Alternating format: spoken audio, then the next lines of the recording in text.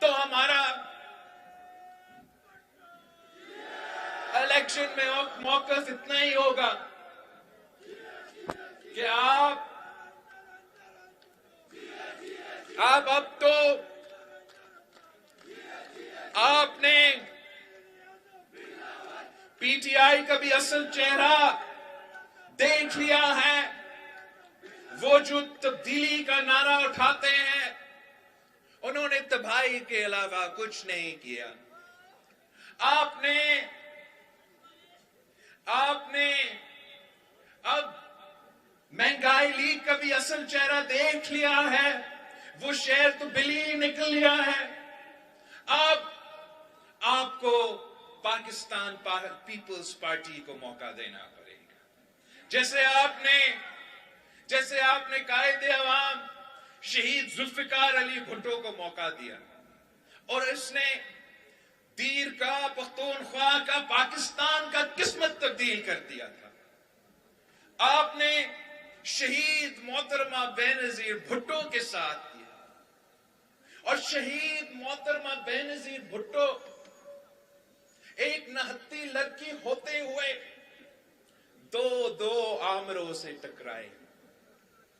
اگر شہید محترمہ بینظیر بھٹو کامیاب ہوئی، تاریخ حاصل کی، اپنی ملک کی خدمت کی، تو صرف اس لیے کہ میرے دیر کے بھائی ان کے ساتھ شانہ بشانہ کھڑے تھے. تو آج میں آپ کے پاس آیا ہوں. میں آپ سے ایک ہی موقع مانگتا ہوں. آپ مجھے ایک موقع دیں گے اور میں آپ کو دکھاؤں گا کہ کس طریقے سے انشاءاللہ تعالی ہم دیر کی قسمت بدل دیں گے، ہم پختونخوا کا قسمت بدل دیں گے، ہم پاکستان کا قسمت بدل دیں گے. قائد عوام شہید ذوالفقار علی بھٹو کہتا تھا کہ میرا ملک کے عوام کی قسمت میں یہ نہیں لکھا ہے کہ وہ ہمیشہ غریب ہی رہیں گے، اور ہم نے وہ قائد عوام کا نامکمل مشن کو مکمل کرنا ہے. اور اس کے لیے ایک ہی طریقہ ہے یہاں کے عوام کے لیے کہ ہمیں انشاءاللہ تعالی جو سابق ہمارا قبائلی علاقے فاٹا کے یا پاٹا کے، ان کو ایک اسپیشل سٹیٹس دینا پڑے گا. جو قائد عوام شہید ذوالفقار علی بھٹو نے ٹیکس ریلیف یہاں کے عوام کو کسٹمز ایکٹ کے مطابق دیے تھے، اس کو ہمیں پرماننٹ کرانا پڑے گا. ہمیں یہاں ایک ایسا ٹیکس فری زون بنانا پڑے گا جس سے ہم یہاں کے عوام کی ترقی کا بندوبست کریں. میں چاہ رہا ہوں کہ جس طریقے سے قائد عوام یہاں کے عوام سے محبت کرتا تھا، جس طریقے سے شہید محترمہ بینظیر بھٹو یہاں کی عوام سے محبت کرتی تھی، اس انداز سے یہاں اس قسم کی ترقی آج تک نہیں ہوا.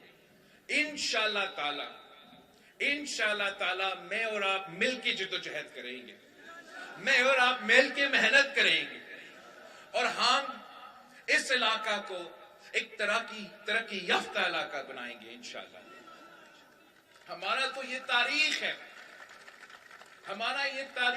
پیپلز پارٹی کی تاریخ ہے کہ ہم پسماندہ علاقے کی نمائندگی کرتے ہیں، ہم عام آدمی کی نمائندگی کرتے ہیں. جب پی پی کا حکومت ہوتا ہے تو وہ اشرافیہ کا حکومت نہیں ہوتا، وہ امیروں کا حکومت نہیں ہوتا، وہ پسماندہ علاقوں کا حکومت ہوتا ہے، وہ مزدوروں کا، کسانوں کا، میرے طالب علموں کا حکومت ہوتا ہے، وہ سفید پوش طبقہ کا حکومت ہوتا ہے، وہ محنت کشوں کا حکومت ہوتا ہے. یہ باقیوں کو آپ نے بکتا ہے، آپ نے ان کا حکومت دیکھا ہے کیا؟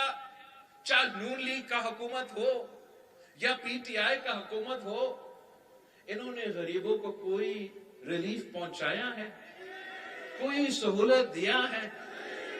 آج تک وہی بینظیر انکم سپورٹ کارڈ چلتا آ رہا ہے.